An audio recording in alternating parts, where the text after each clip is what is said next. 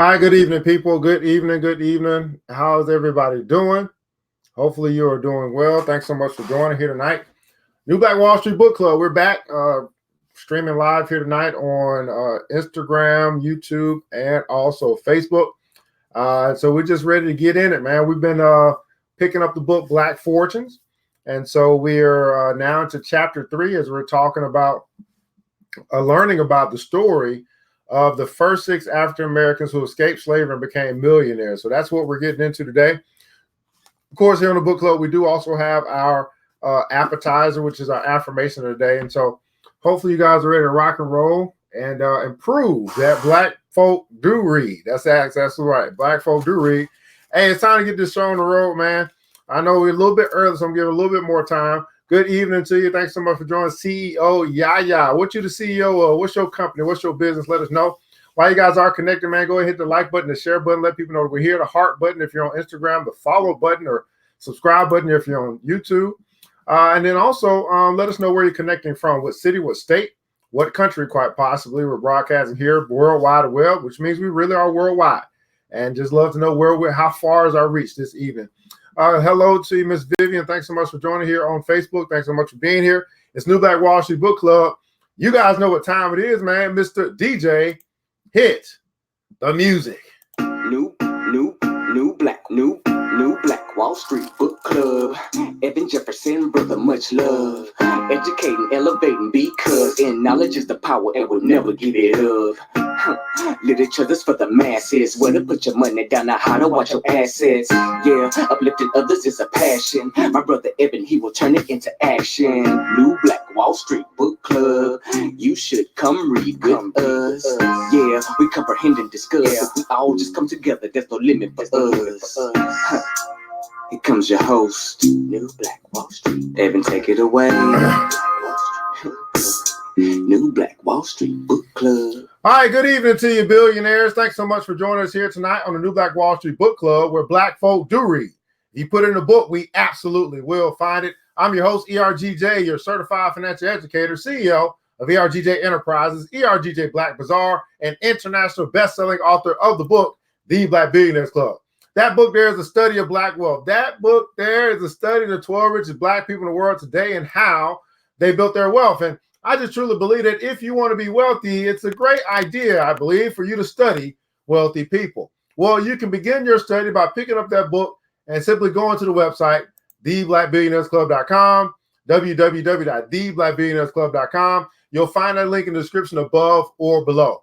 Well, billionaires, I want to say thanks so much for joining us. It's been a wonderful ride, and we're continuing along as we are picking up in the book called Black Fortunes. That's our new book, our book of the month, or our next book that we're reading in the New Black Wall Street Book Club. Again, this book is the story of the first 6 African Americans who escaped slavery and became millionaires. And I think this is pretty relevant because many of us are trying to escape areas or places in life and get to a place of freedom and prosperity. And so this is exactly what I believe we'll be reading and learning more about, which is our history. Well, guys, we start, as we always do, with our daily motivation for African-American success, which is our appetizer for today, daily motivation for African-American success. And today's title is A Journey of 1,000 Miles. A Journey of 1,000 Miles. Now, our quote of today comes from J. Bruce Llewellyn, who is an entrepreneur and philanthropist. And he says this, and I quote, "Man, you can't be tired. You haven't done a thing yet." Man, you can't be tired. You haven't done a thing yet. And here's our passage of the day for our motivation. Let's get it. Let's read. It's interesting that people who have goals tend to live longer than people who don't. That people with goals tend to live longer than people who don't. Do you got goals? It's as if they extend their lives simply because they have something to do. For example, there are old ships that are beautifully maintained, still navigating the seas. They have weathered hundreds of storms and have successfully docked at thousands of ports. After each trip, these ships are better equipped to handle the next assignment. Goal-oriented people are like these vessels. They always have something to look forward to. And each goal successfully reached finds them better equipped to set the next goal. Each goal is a bit more demanding and fulfilling than the one before. In a few years, they find themselves accomplishing with surprising ease goals that would have been impossible for them when they first began setting objectives. Years ago, during the Depression, a young man which was hitchhiking around the country. He struck up a conversation with an older man who had offered him a ride. The older man asked him what his goal in life was. The young man replied that his greatest desire was to be a millionaire. "Oh, no, it isn't," the old man said. "If that were true, you wouldn't be wasting your time bumming rides around the country. You would be hard at work trying to make your dream come true." Goals are important. Everybody put that in the comments below. Goals are important. Goals are important. When a person knows where he or she is going and is engaged in getting there, the most amazing coincidences begin to take place. When a person knows where he or she is going and is engaged in getting there, the most amazing coincidences begin to take place. When we know where we're going and are occupied on our journey, it seems as if all the forces, whatever they are, come to our aid. And by using these forces, we find our desires. Another goal is reached. Another goal is reached. I want to lead this last part again, guys, because this is very important. Goals are important. When a person knows where he or she is going and is engaged in getting there, the most amazing coincidences begin to take place. When we know where we're going and are occupied on the journey, it seems as if all the forces, whatever they are, come to our aid. And by using these forces, we find our desires. Another goal is reached. Another goal is reached. Now, here's our affirmation of the day. Here's what you want to allow to take root into your subconscious, your heart. And then you can grow and develop this thing, cultivate this thing by repeating it over and over and over and over again until it brings forth a harvest into your life. Repeat after me. The purpose of life is a life of purpose. Today, I will develop a clear vision of what is important to me. Again, the purpose of life is a life of purpose. Today, I will develop a clear vision of what is important to me. Now, billionaires, great question. What is important to you? Will you take the time to write a clear vision about what that particularly is? Our affirmation of the day, let's do it one more time for the people in the back. It's time for the people in the way back. And then say it with some conviction. Repeat after me. The purpose of life is a life of purpose.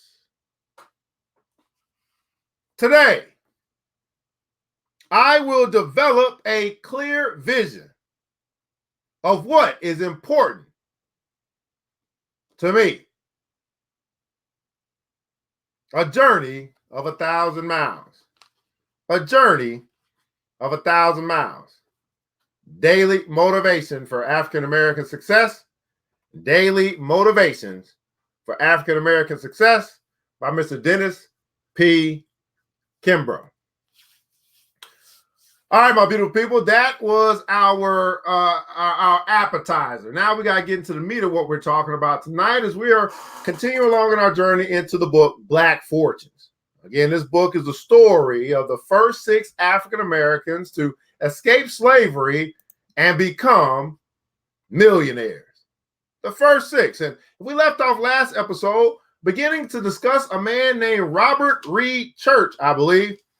And today's episode or chapter is titled Funding the Insurrection. Funding the Insurrection. Okay. Chapter 3 of Black Fortunes. Let's read. Funding the Insurrection. So fog blanketed the bay as a steamship carrying Mary Ellen Pleasant coasted toward the San Francisco pier one spring afternoon. The harbor was crowded with hundreds of ships, forming a forest of masts and sailcloth, as well as dozens of abandoned vessels rotting and sinking into the water. Late in the afternoon on April 7th of 1852, the SS Oregon navigated the harbor traffic and docked after a 2-month trip from the east. What's going on, Chi? How are you?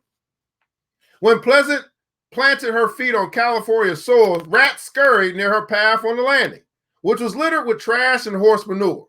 The air was cool and it had just begun to rain. The afternoon showers liquefied the pier's landing and the streets, which were made of dirt and sand, turning them into mud. So just real quick, guys, for those who, this may be your first time joining us, it looks like we're picking up on what was talked about in chapter 1, which Mary Ellen Pleasant left, I guess, was it Mississippi or something like that? And she was heading to California because of the gold rush. All right, so Mary Ellen Pleasant looks like she just made it to San Francisco. Obviously, that's part of California. And this was back in 1852. Okay, 1852. I just want to make sure y'all understand the time frame that we are talking about as we're talking about Black folk who became millionaires. This is back in 1852. Okay. Woo.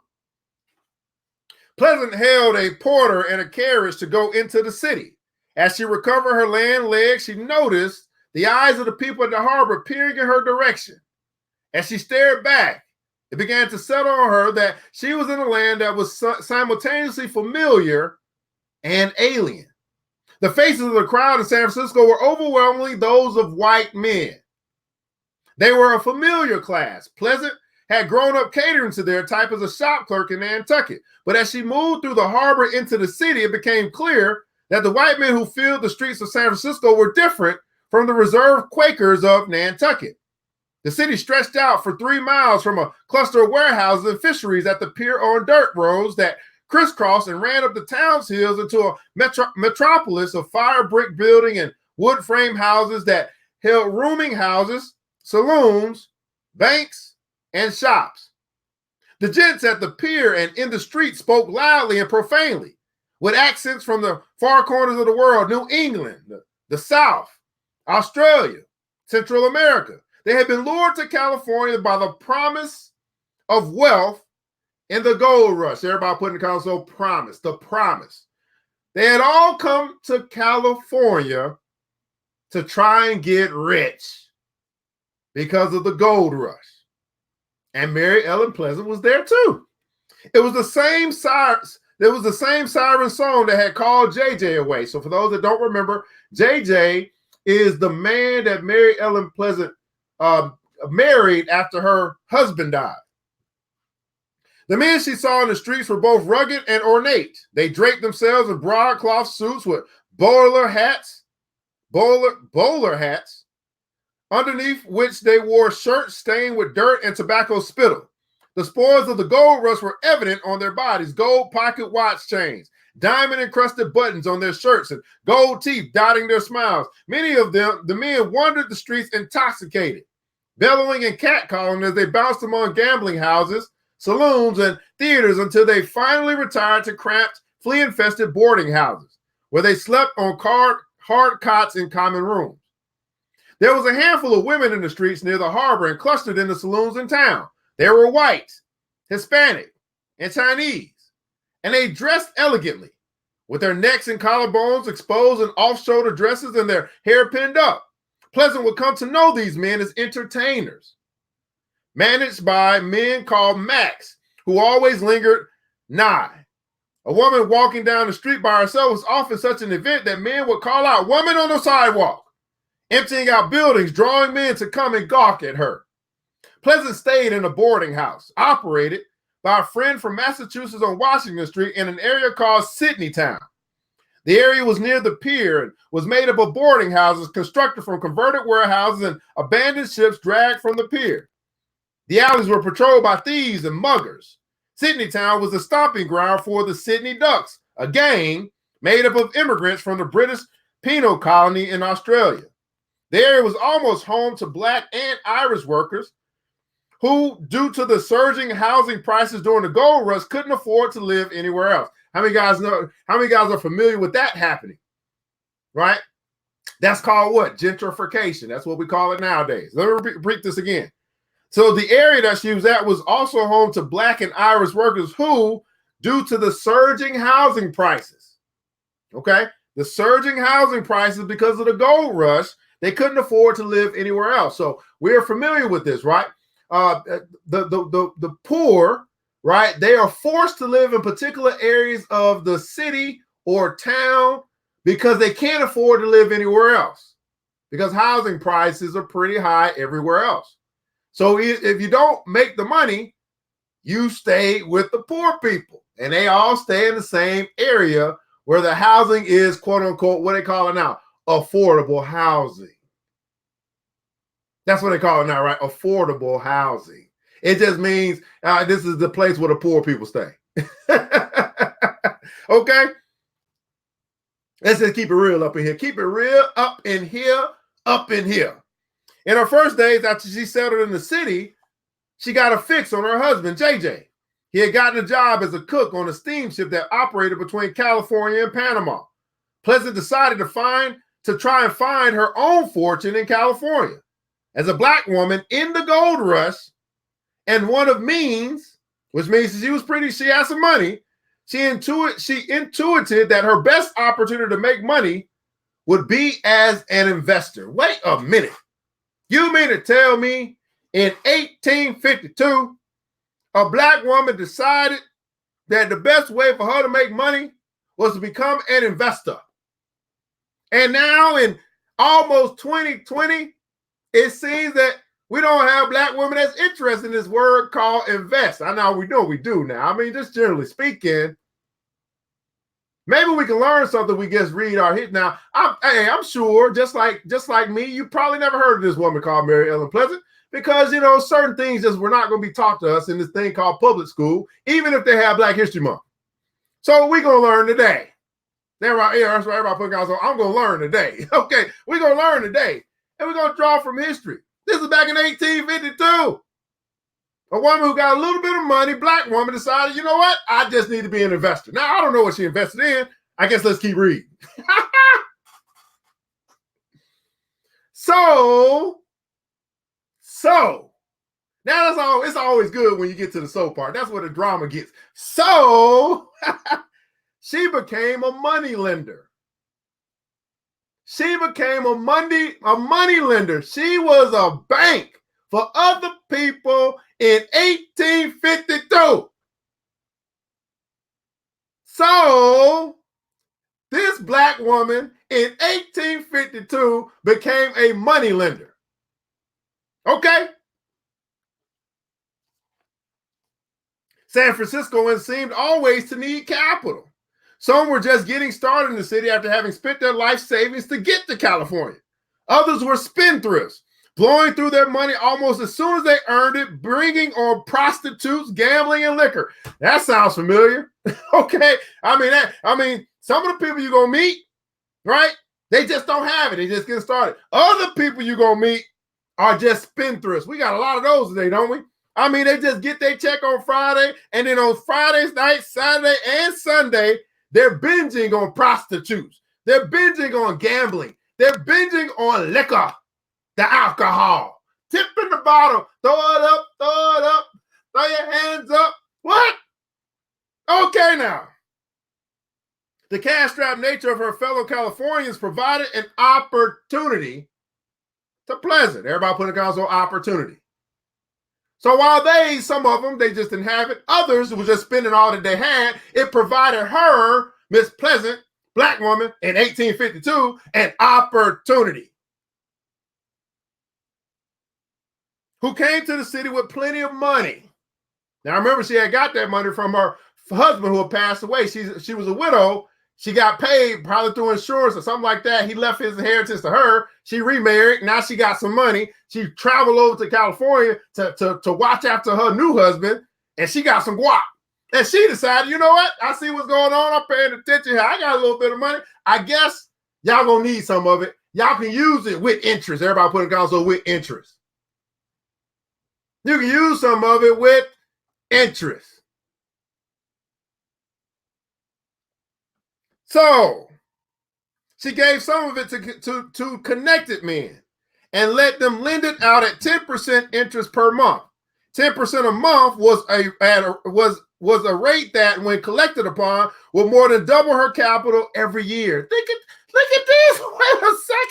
Wait 1 second. This is not 10% a year. This is 10% a month. Oh, Lord, she getting that. Oh, Lord. Oh, Lord, this 10% a month. Oh, this woman here, she getting it. She getting it. Okay. Woo, Lord, Mary Ellen Pleasant. We're going to put some respect on your name today. I'm trying to tell you. We're going to put some respect on your name. So Pleasant navigated the town streets on foot or by carriage, carrying thousands of dollars of currency with her at a time. I guess this is back in 1852. She probably had no bank. She just had money on her, okay? Carrying thousands of dollars of currency with her at a time. Moving between the Victorian homes of the north to the rough streets in the city south, making deposits and withdrawals.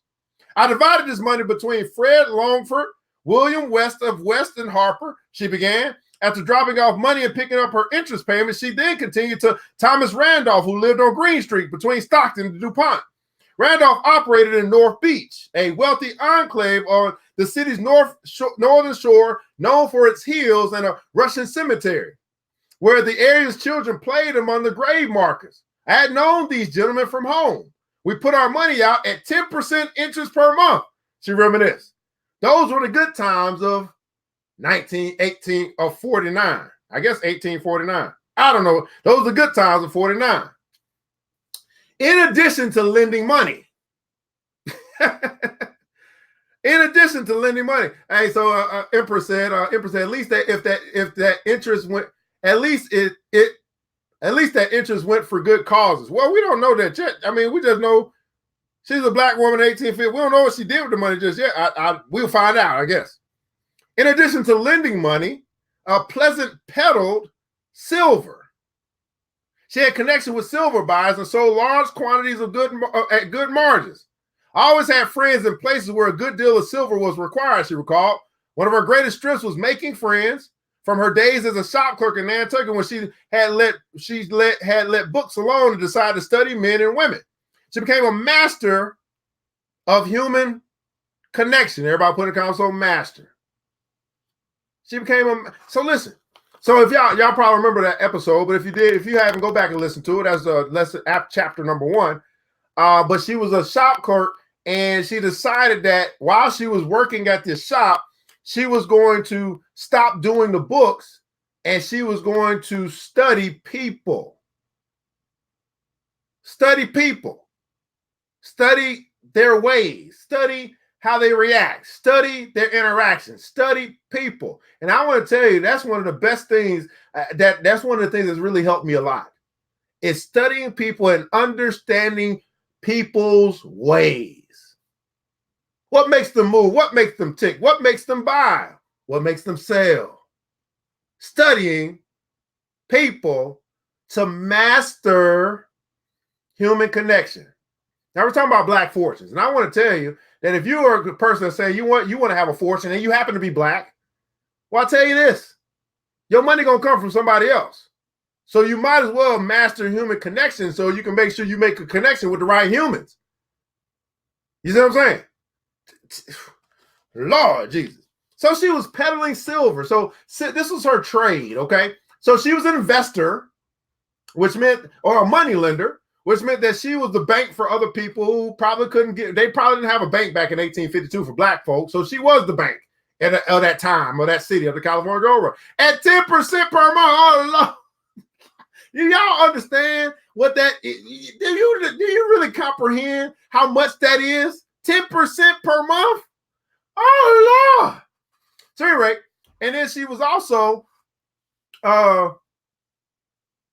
she did marry Pleasant, helped to fund the Underground Railroad. So she was also, multiple streams of income. Everybody put that console. She was also a peddler. She bought and sold, right, silver, a commodity.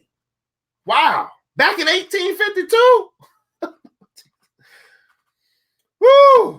Her ability to bond with others took her from shop clerk to wife of a wealthy man. As a widow, she found another man, Captain Edward Garner, to liquidate her late husband's estate. Pleasant had made friends everywhere she went, from Nantucket to Boston, and now she did the same in the international town of San Francisco. When I have attached myself to one as a friend, I have remained to the end, she later said. Her networking ability allowed her to set up businesses, lending out money and selling silver, which above all else required knowing the right people who knew the right people. Knowing the right people who know the right people. This is the reason why I keep telling people, if you're really serious about building wealth and getting out of debt and growing, you join the Black Billionaires Club. That way you can know the right people who know the right people. You better learn from Ms. Mary Ellen Pleasant today. This is back in 1852.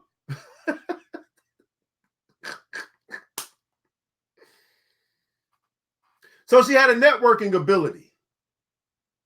She had learned something about communicating with other people, being liked. People do business with what? With people that they know, like, and trust. This is a Black woman that people know, like, and trust, and allowed her to establish some new connections in a new town, an international town, and she became a money lender, and she became a seller of silver, and she basically had multiple streams of income back in 1852. Now it's 2019. And you mean to tell me in 2019 you don't have multiple streams of income? Come on, man. Stop it. Get out of here. Say it ain't so. I told you that chick crazy. What? You mean to tell me she could have multiple streams of income back in 1852 and you don't have multiple streams of income in 2019? Man, get out of here. Say it ain't so. You must be crazy. Let's keep going. One of the ways she got her hands on silver was to sell and ship gold to Panama, receiving silver in return. I did an exchange business with Panama, sending down $1,000 of gold or $26,000 a day at different times and having it changed into silver, she recalled. Gold was then at a high premium, she continued. And in San Francisco, she could get her hands on large quantities of it.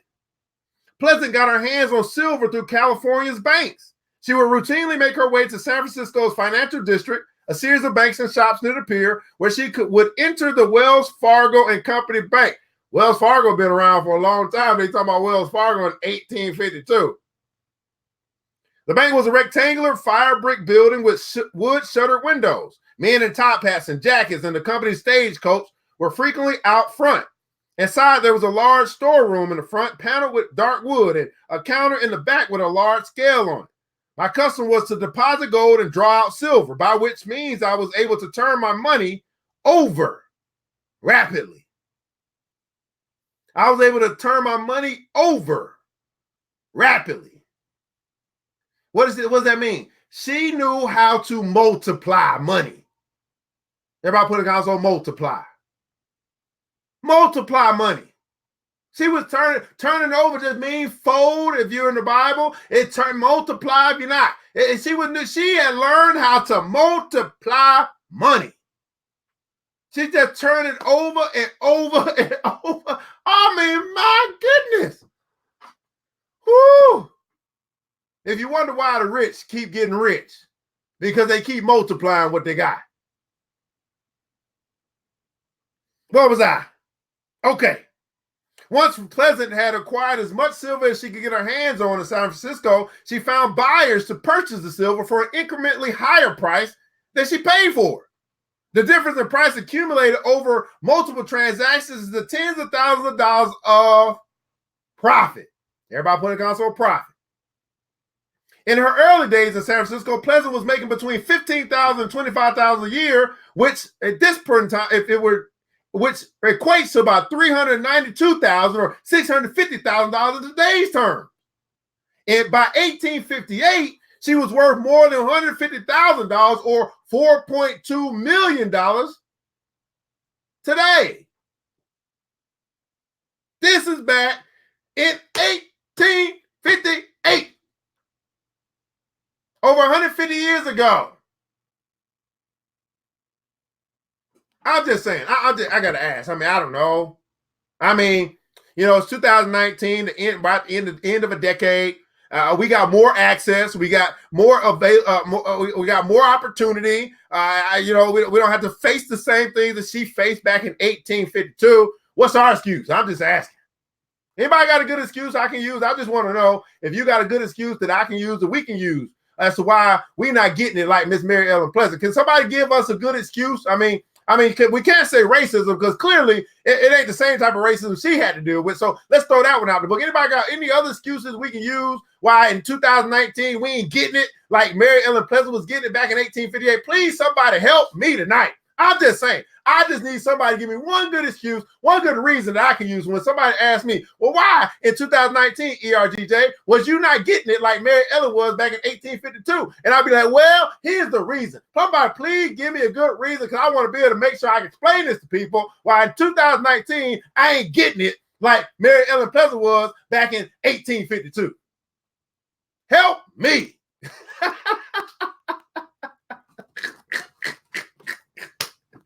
Woo! Y'all realize what kind of, thank you so much, Darren. Do y'all realize what kind of money we talking about?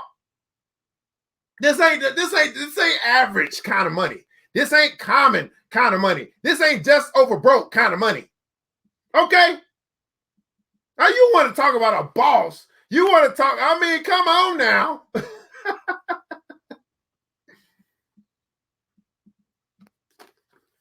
Empress said, man, I don't know, maybe because it was the regulation on currency stricter. Regulation is stricter now? Because, okay, we're going to say the law is stricter now. Okay, we're going to use that one. Her success as an investor was a mystery. Some speculated that she had good fortune through voodoo. Others speculated that she learned to invest by trading sex for financial advice with San Francisco's rich bachelors. Another popular rumor said she eavesdropped on business conversations during the dinners she catered. I've never been given to explaining away lies, and you can't explain away the truth. Wow, what a statement, she would say. Let me repeat that again. I've never been given to explaining away lies, and you can't explain away the truth. The truth is that the gold rush was an opportunity that the circumstances of Pleasant's life up until that point had prepared her for. Having been reared in a boom town that featured women and African Americans taking part in its prosperity, Pleasant had used her days in the whaling years of Nantucket to prepare her. Everybody put it down, so prepare her for the gold rush in San Francisco. See, there's a quote that says it's better to be prepared for an opportunity and not have one versus having an opportunity and not being prepared. And I see too many of our brothers and sisters who are not prepared when opportunity comes. When opportunity comes for you to strike oil, when opportunity comes for you to hit that home run, when opportunity comes for you to smack it out the park, baby, you are not prepared. And an opportunity, what does it do? It passes you by.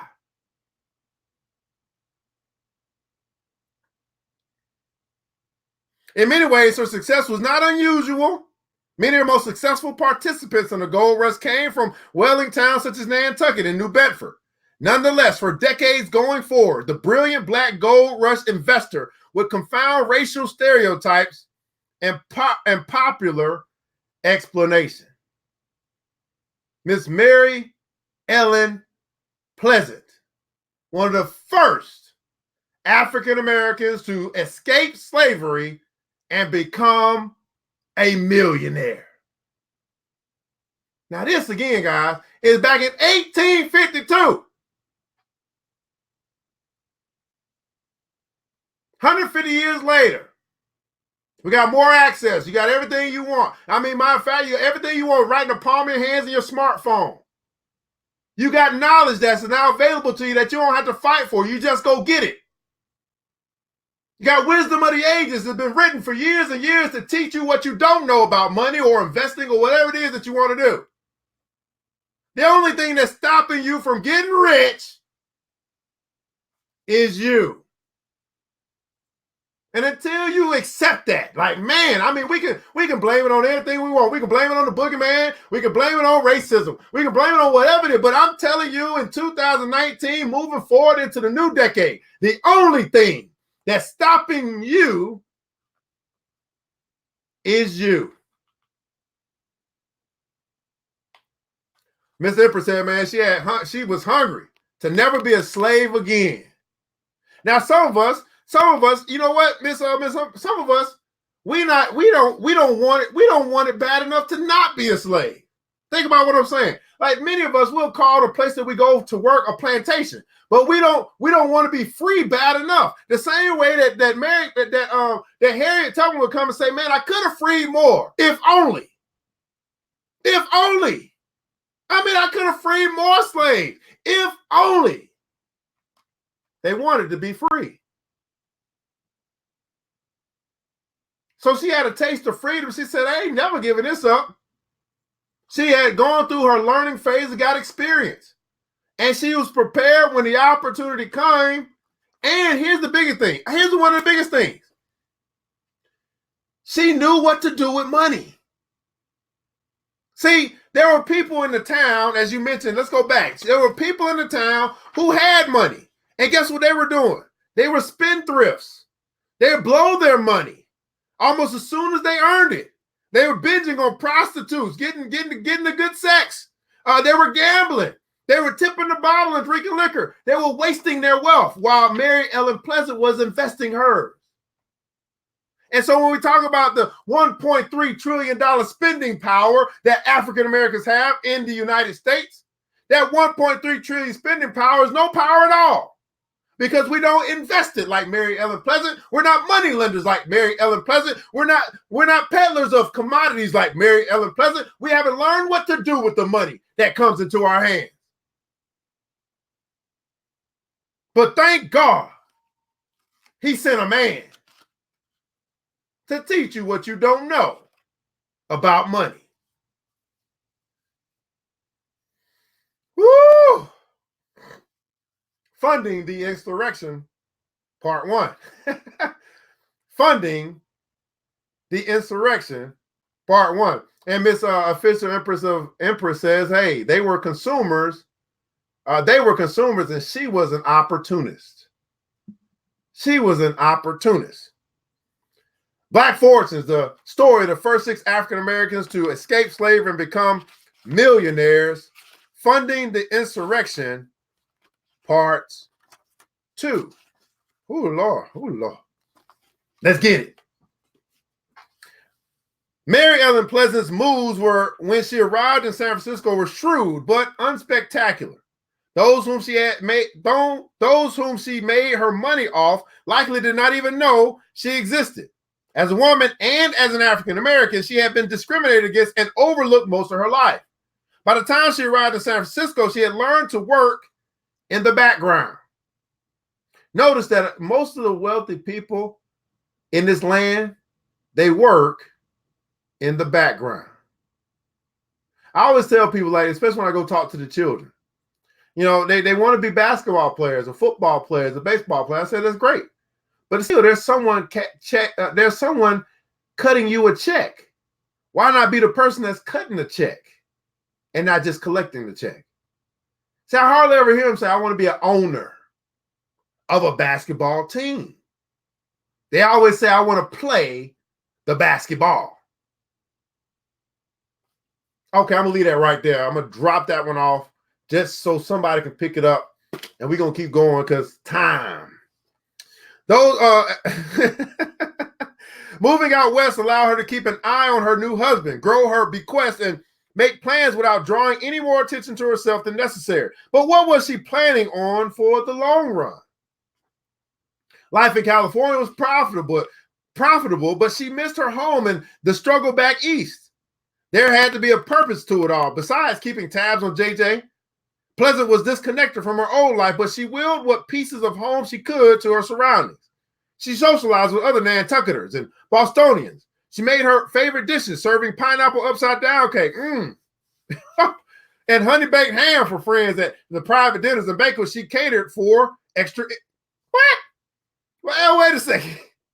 She made her favorite dishes, serving pineapple upside down cake and honey baked ham for friends at private dinners and banquets. Get this.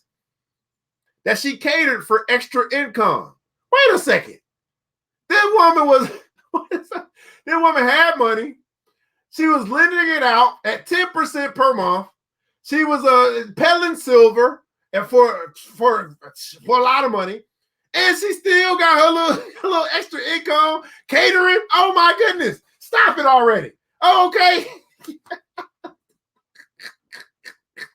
Wait a second. For extra income, everybody putting console extra. Mary Pleasant was extra. He was extra about getting that check. She was extra about getting that guap. Extra. She corresponded long distance with friends. She also made special efforts to procure abolitionist periodicals such as William Lloyd Gass's The Liberator and Frederick Douglass's paper From the East.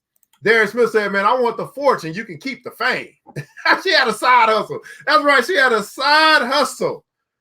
In the spring of 1852, as her wealth increased, Frederick Douglass' paper printed a series of essays on Black wealth. The series by James McCune Smith, a public intellectual and the first African-American to earn a medical degree, pondered whether free blacks should use their liberty to pursue wealth, abolition, and civil rights. $100,000 black men would be no better than $100,000 white men, he wrote. Gold freezes up the humanities and all their surroundings. The wealthy are never a progressive class. They are by necessity conservatives. They are by necessity conservatives. Okay. In one installment, Smith compared Samuel Ringo Ward, an abolitionist, and Jeremiah Hamilton, the richest black man in New York, who we're going to read in the book upcoming, asking who was the better man. Ward was an abolitionist whom Pleasant knew through his nephew, Reverend Thomas Marcus Decatur Ward. He lived in San Francisco and presided over that was a long ass name, and presided over the African Methodist Episcopal Church where Pleasant worshiped. Hamilton was a free black man, and like Pleasant, he was an investor. He was worth at least $500,000 and lived in a brownstone in Lower Manhattan. Hamilton shunned abolitionist causes and, like Pleasant's first husband, defined his race as Cuban. Compare Sam Ward with the only black millionaire in New York. I mean, Jerry Hamilton. And it is plain that manhood is a nobler ideal than money. The former has illustrated his people and his country. The other has fled from his identity, to use elegant phraseology of Ethiop, like a dog with a tin kettle tied to his tail. Wealth and activism were binary characteristics. Smith argued in the United States' most distributed black newspaper of the antebellum period. One could either seek liberation or seek wealth, not both. Okay.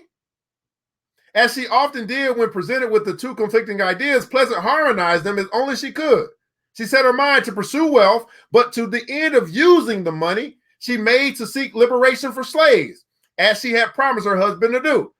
So she set her mind to pursue wealth for a purpose. Everybody put a console on purpose. She presided to pursue wealth for a purpose.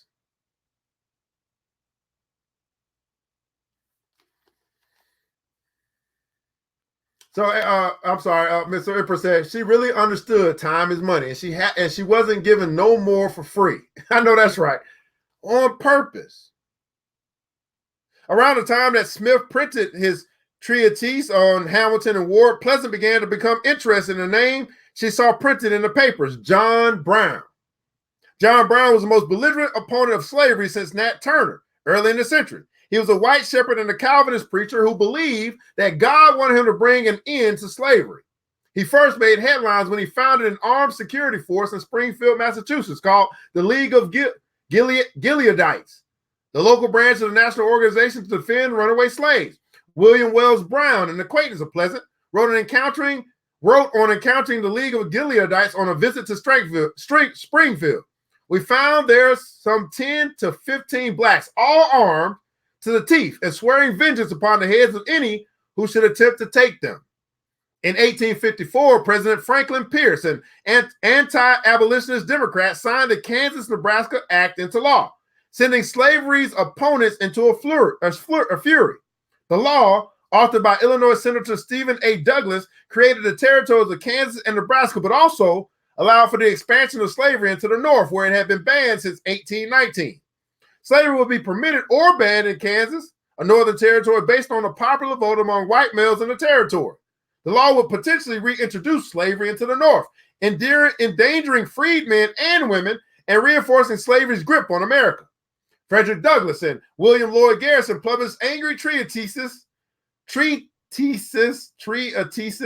the hell is this word? Treatises against it in their papers. On the steps of the courthouse in Peoria, Illinois, a largely unknown political named Abraham Lincoln gave a 3-hour speech decrying the law. I hate it because of the monstrous injustice of slavery itself. I hate it because it deprives our Republican example of its just influence in the world, he told hundreds of onlookers. Afterward, his Peoria speech became a thing of legend that catapulted him into national prominence. Pleasant kept abreast of the developments. Pro-slavery and anti-slavery supporters rushed into the territory to try and influence the outcome, and the tug of war eventually became violent. Brown's name reappeared in the papers when he and his sons went to Kansas to lead the fight during Bleeding Kansas, a battle between slave owners and abolitionists. After rumors circulated that he had been killed during Bleeding Kansas, he surfaced with an essay entitled Parallels that was published in several abolitionist papers. Okay, Parallels, let's read this. On Sunday, the 19th of December, a Negro called Jim came over to the Osage settlement from Missouri and stated that he, together with his wife, 2 children, and another Negro man were to be sold within a day or two and begged for help to get away. On Monday, the following night, 2 small companies were made up to go to Missouri and forcibly liberate the 5 slaves together with other slaves. One of these companies I assumed to direct. We proceeded to the place surrounding the buildings, liberated the slaves, and also took certain property supposed to belong to the estate. We, however, learned before leaving that a portion of the articles we had taken belonged to a man living on the plantation as a tenant and who was supposed to have no interest in the estate. We promptly returned to him all we had taken. We then went to another plantation where we freed 5 more slaves, took some property, and 2 white men. Now, hey, I just want to stop there. Now, notice this. These brothers and sisters, they went to the plantations and they freed slaves. But this is the part that's really important. They also took some property. Now, the good book tells us that the spoils of war go to the victor. So they didn't just leave just with the slaves. They leave with the slaves and some other stuff. Okay. I don't think y'all got that, because nowadays we fight, but we don't walk away with nothing. I mean, we walk away with our dignity. We walk away with somebody having gotten out of jail, maybe, but they took property. See, we gotta go back. We gotta go back and learn from history and be like, wait a second, we gotta get more stuff. And when we win, we need to walk away with more than just feeling good. We need to walk away with stuff in our hands. Okay, I'm just gonna leave that there. Let me drop that right there. And if somebody, y'all pick it up, y'all run with it. We're gonna keep going. We moved very slowly away into the territory from a distance and then sent the white men back, telling them to follow as soon as they chose to do so. The other company freed 1 female slave, took some property, and as I have informed, killed 1 white man, the master, who fought against the liberation. Now for a comparison. 11 persons were forcibly restored to their natural and inalienable rights, with but 1 man killed, and all hell is stirred from beneath. It is currently reported that the governor of Missouri has made a requisition upon the governor of Kansas for the delivery of such as were concerned in the last name dreadful outrage. The marshal of Kansas is said to be collecting a posse of Missouri, not Kansas men, at West Point in Missouri, a little town about 10 miles distant, to enforce the laws. All pro-slavery, conservative, free state, and dough-faced men and administration tools are filled with holy terror. Brown took the slave he freed to Ontario and then disappeared into hiding. Shortly after Brown published Parallels, Pleasant, considering leaving San Francisco for the free black settlements in Ontario, that she hoped she could learn how to find him. I had no well-defined idea of just how I was to help John, and concluded to see what could be done after I reached Canada, she recalled. Uh-oh. So it sounds like Miss Mary Ellen Pleasant is about to go off into Canada to find a man named John Brown, who I guess has inspired her at this point. She don't know what the hell she's going to find him for. She just know through her intuition, through the God that she serves or whatever, told her, you better go find Mr. Brown, okay? And Miss Empress said, man, oh yeah, if I identified myself as black and then strip you of your rights, that's how my great-grandfather went from free man to, oh really? Oh wow. Oh, that sucks. What's going on, Miss Nana? How you doing? All right, let's keep going. Okay, 52 minutes. So that was actually, that was actually part 2, right? As we're talking about funding the insurrection. Clearly, we got set up because, we already got to where she's a millionaire. I guess now we're going to find out what Mary Ellen Pleasant, we're going to put some respect on her name, is going to do with this money. Like, she didn't just get rich just to get rich. Now there's a higher calling on her life. And it sounds like, I don't know, it sounds like she about to walk that thing out. Walk it out. Walk it out. She about to walk that thing out. Funding the insurrection, Black Fortunes, the story of the first 6 African Americans to escape slavery and become millionaires. Funding the insurrection, part 3. Let's get it.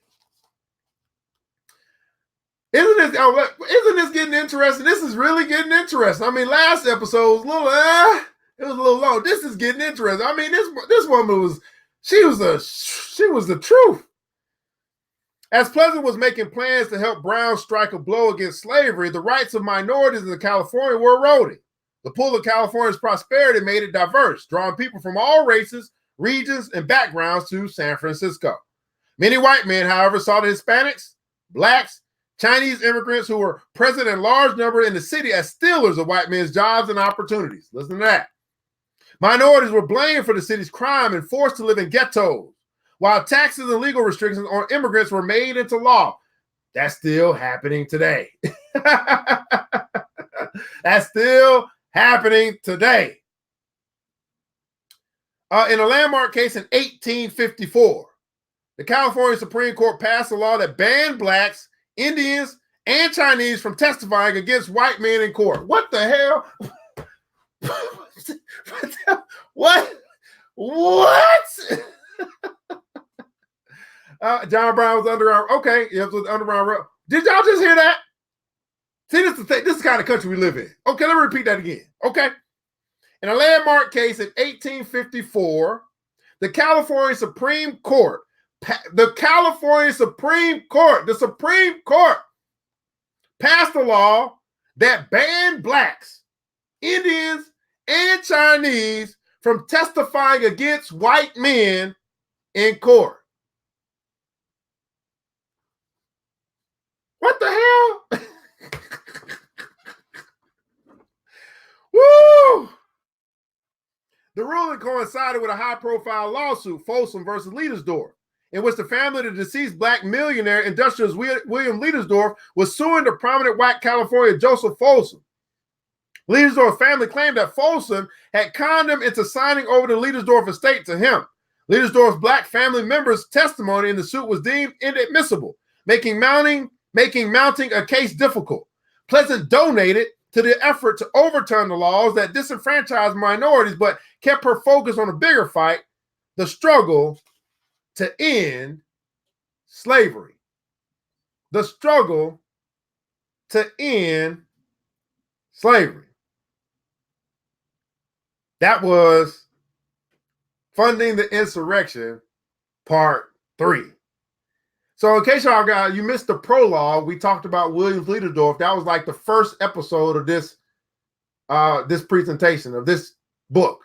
And for those that don't know, we do have a podcast. So if you missed any of the episodes, just check out the podcast, New Black Wall Street Book Club, which you'll find on all different podcasts. Okay, so if you want to go back, you want to find out about who Leiderdorff is. He was the first black millionaire. And now it's funny because as Mary Ellen Pleasant has become a millionaire, that name came back up, and Leiderdorff family was suing because they got hoodwinked. They got their money stolen from them because they signed some documents, and it basically took their money away, right? So that's what that is about. And so she donated to help overturn laws, but she really kept her eye on a bigger fight. She had a bigger fight that she was going to go after, which was the struggle to end slavery. Now, Frederick Douglass said this. He said there is no progression without struggle. And I think that's so important to talk about now, because many of us, for some reason, we think that it's going to be easy to get free. I also want you to know that freedom isn't free. So if you're dealing with something right now where you feel like, I know why the cage bird sings. But if you feel like, man, I'm in a position right now and I'm just not financially free, I'm knee deep in debt. I got bills up to here, but my income's down here. Listen, there is no progress without struggle, right? So if you think it's going to be easy for you to get out of the situation that you're in, no, but it'll be worth it. Everybody put it down, so it'll be worth it. It'll be worth it. Because once you get free, you're going to be like Mary Ellen Pleasant, like, I ain't never going to be a slave again. I'm not going to be a slave to money. I'm not going to be a slave to my emotions. I'll never be a slave again. But the question is, and I guess this will come from Les Brown, he says this: you got to be hungry. In order to make the progress and to go through the struggle, you got to be hungry. How hungry are you? How hungry are you? Oh, you Frederick Douglass and cousin? Absolutely, man. Funding the Insurrection, going through the book Black Fortunes, the story of the first 6 African Americans to escape slavery and become millionaires, Part 4. I think this is Part 4. Did I read that right? All right, that was Part 3. I think that's Part 3.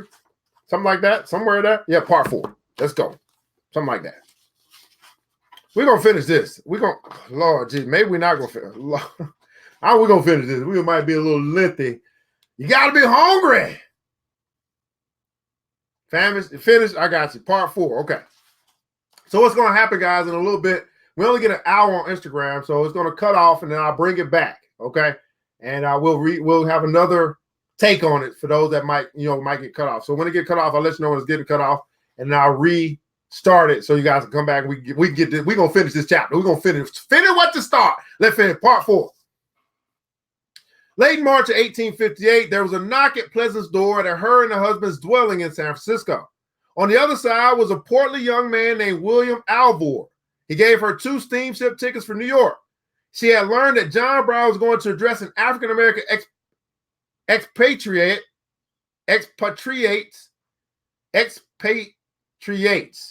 community in Chatham, Ontario, in Canada, and she had decided to go there to try and meet him.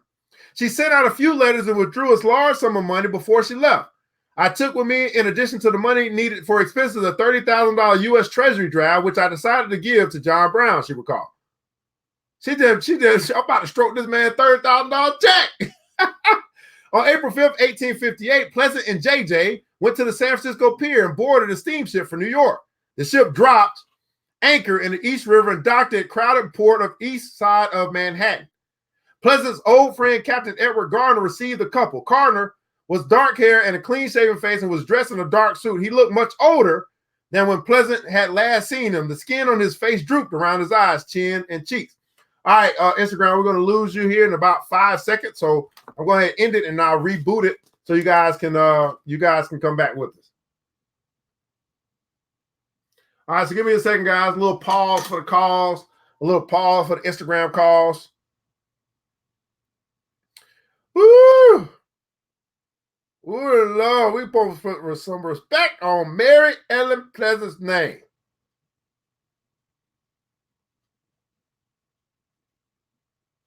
All right, there we go. Woo, okay. Back at it.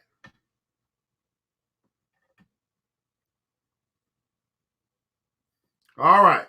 Instagram's back up. Let's keep going. All right. So she went to see Captain Edward Garner, received the couple. Garner was dark hair and a clean-shaven face and was dressed in a dark suit. He looked much older than when Pleasant had last seen him. The skin on his face drooped around his eyes, his chin, and his cheeks. Gardner took Pleasant and JJ into town and helped get them set up at a colored boarding house. Pleasant did not want to spend too much time in New York before beginning the final leg of their trip. Her plan was to take the money she had brought for John Brown and convert it into a draft on the Canadian bank. After she did so, she and JJ caught a steamboat at New York Harbor that night for Chatham, a town just across the Detroit River and on the Canadian side of the border, where she hoped to find John Brown. So Mary Ellen Pleasant is on a mission.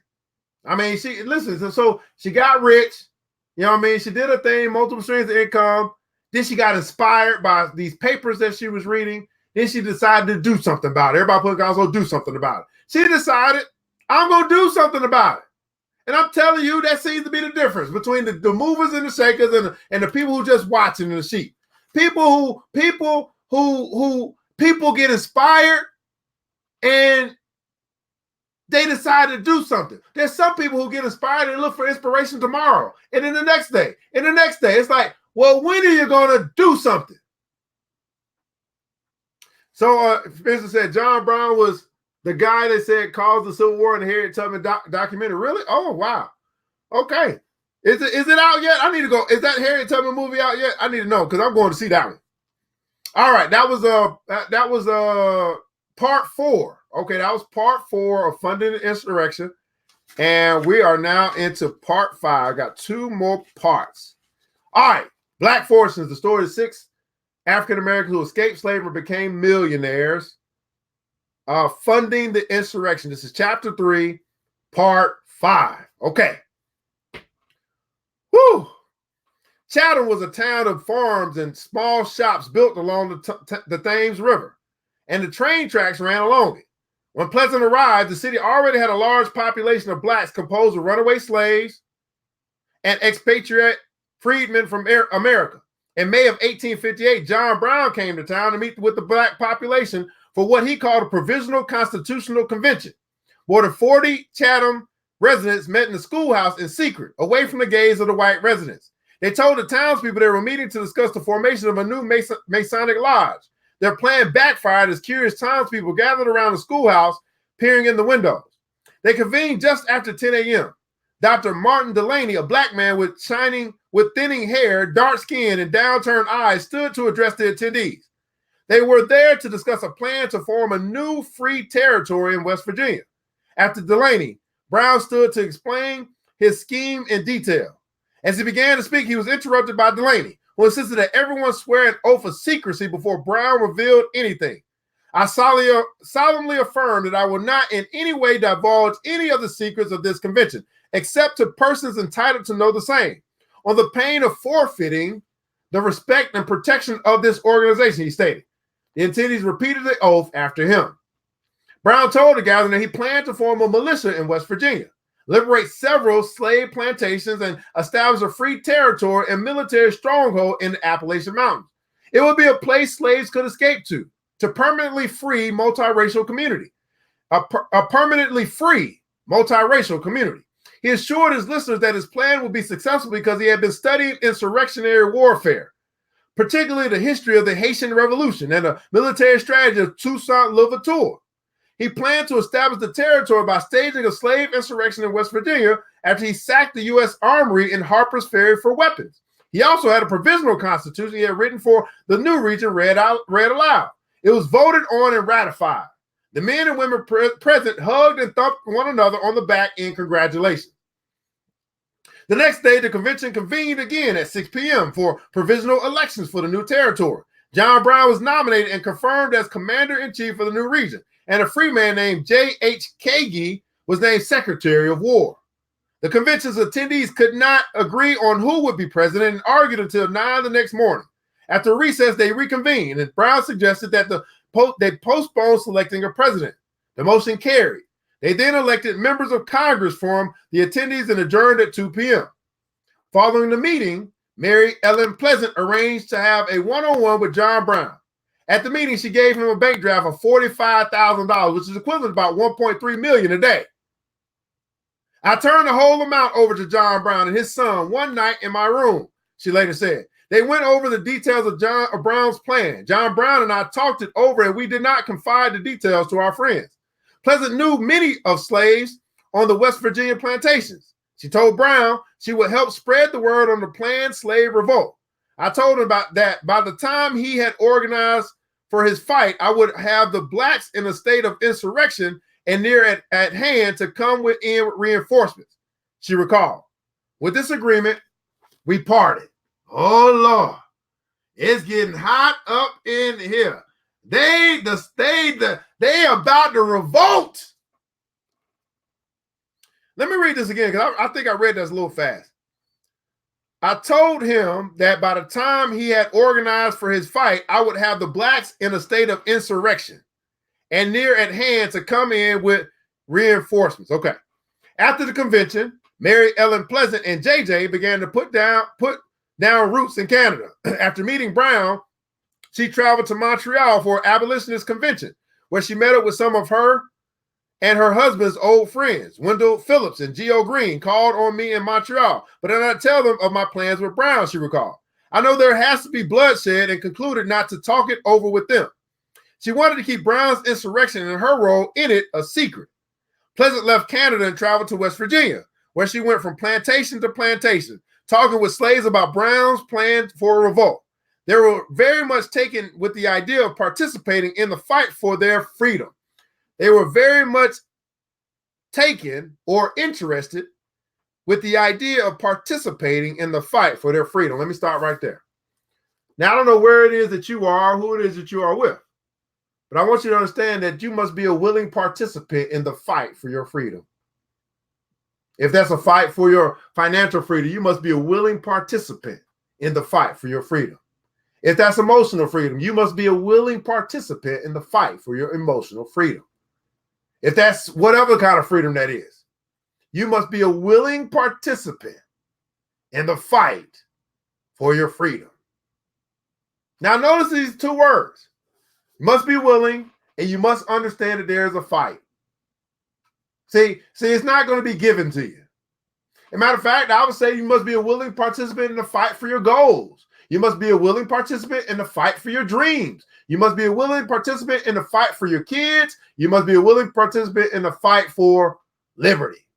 You must be a willing participant in the fight.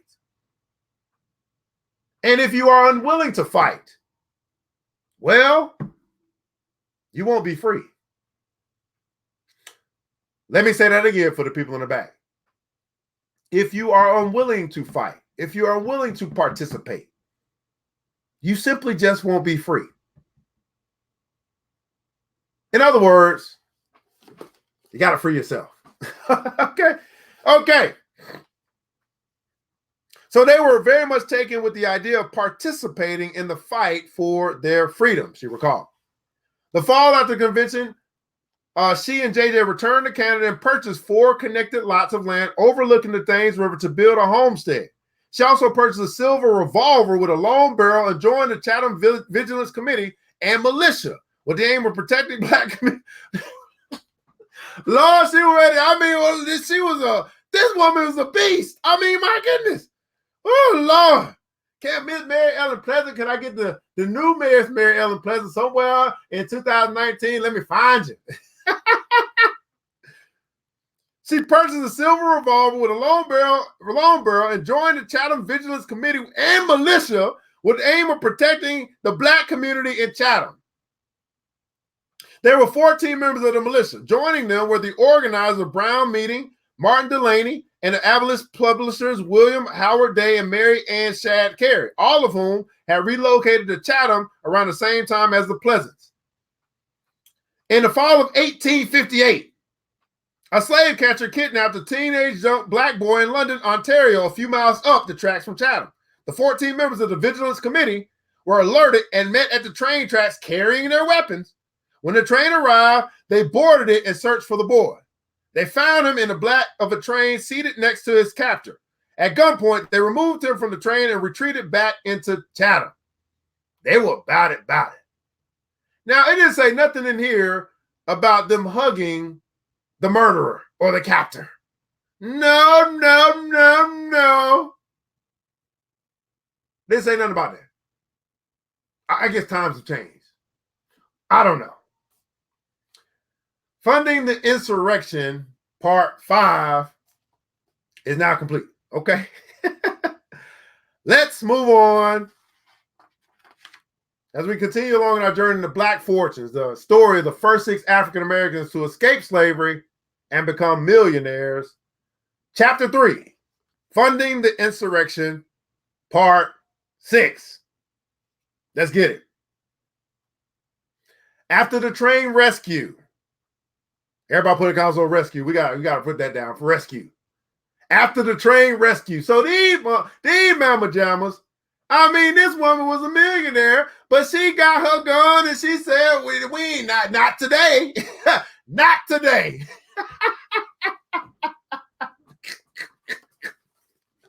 Oh, Lord. Oh, Lord. Y'all ain't about that life. But it was a rescue, man. What happened? Why we don't go rescue our people no more? Whew. After the train rescue, Pleasant was invigorated and began writing to John Brown in anticipation of his revolt. The axe is laid at the root of the tree. When the first blow is struck, there will be more money and help, she wrote. John Brown began his raid the month after the train robbery. To the dismay of his collaborators, whom he had promised he would wait until he was better prepared. He was undersupplied and undermanned with only 18 men in his militia and a small supply of artillery. In the first hours, they were successful. He and his men captured hostages, including George Washington's great-grandnephew, Lewis Washington, and took control of the area surrounding the armory by early the next morning. Brown had hoped that word of his effort would spread to local slaves who would come to his aid to reinforce their ranks. They, however, were unaware of what was happening. By the afternoon, Brown and his men were surrounded by a local militia and holed up in a barn. A day later, they were captured. Pleasant was devastated when she learned that his plan had been foiled. I was astounded when I heard that he had started in and was beaten and captured, and that the affair upon which I had staked my money and built so much hope was a fiasco, she recalled. Her belief turned to worry when she realized that she was in danger if it were found out that she had helped Brown. We began to look about for our own safety, for we read in the papers that all of Brown's fellow conspirators were being sought for by the authorities. When they captured him, they found among his papers a letter from me. Ooh. That's not good. A year after his failed raid, Brown was tried and executed by hanging. I often wish that I went up on that scaffold with him, she lamented. For the time being, she went into hiding to try to figure out what she would do next.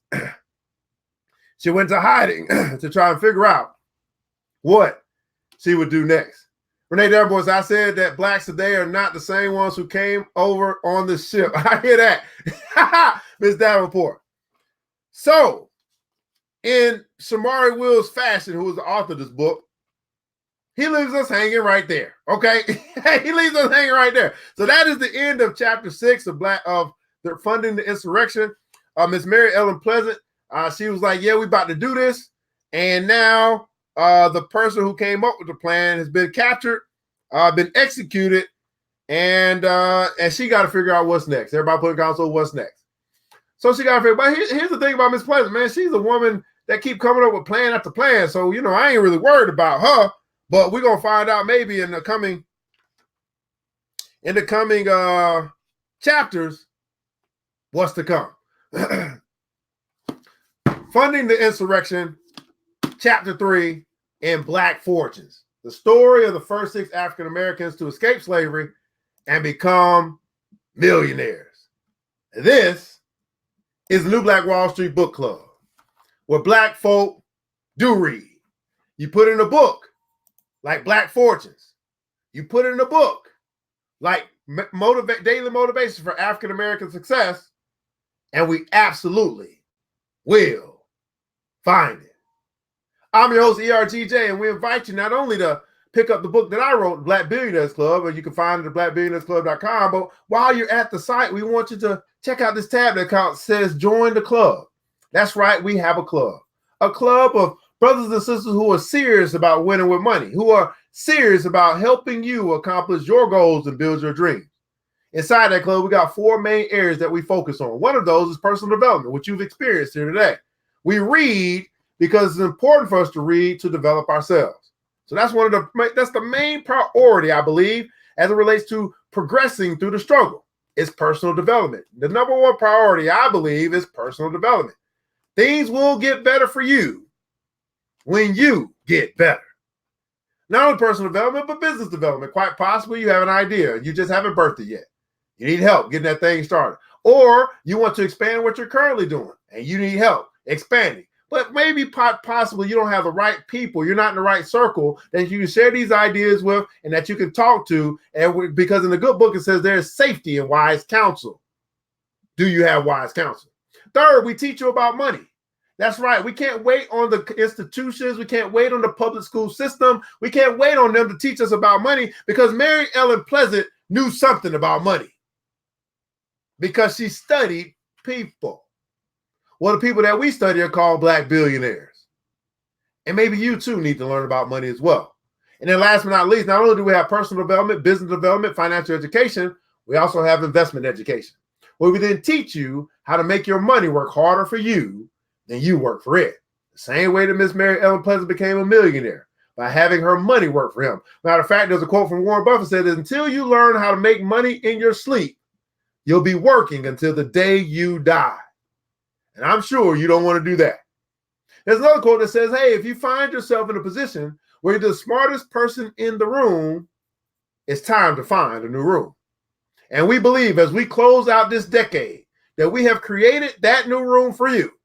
And it's called the Black Billionaires Club. So go check out the website, theblackbillionairesclub.com, www.theblackbillionairesclub.com, and make a decision, a financial decision that could change your life forever. Join the BBC.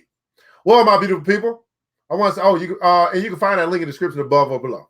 Well, beautiful people here on YouTube, Facebook, Instagram, we'll say thanks so much for tuning in. If you miss anything of this, as we have gone through now to Chapter 3 of Black Fortunes, you can catch the podcast by simply looking for the podcast on all podcast platforms at the New Black Wall Street Book Club. My beautiful people, I want you to remember this, that it takes a village. It starts with us. Let's build as we climb together. We all we got, people. Matter of fact, we all we need.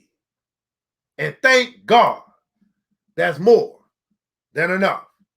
Until next episode, you know what time it is. Mr. DJ, hit the music. It's the New Black Wall Street Book Club. Wall Street. With your host, Evan Jefferson. It's time for us to go. Yeah. Now, you ain't got to leave the computer, but we encourage you to get out there and learn and apply all the things you learn at the New Black Wall Street Book Club. Yeah. The New Black Wall Street. The New Black Wall Street.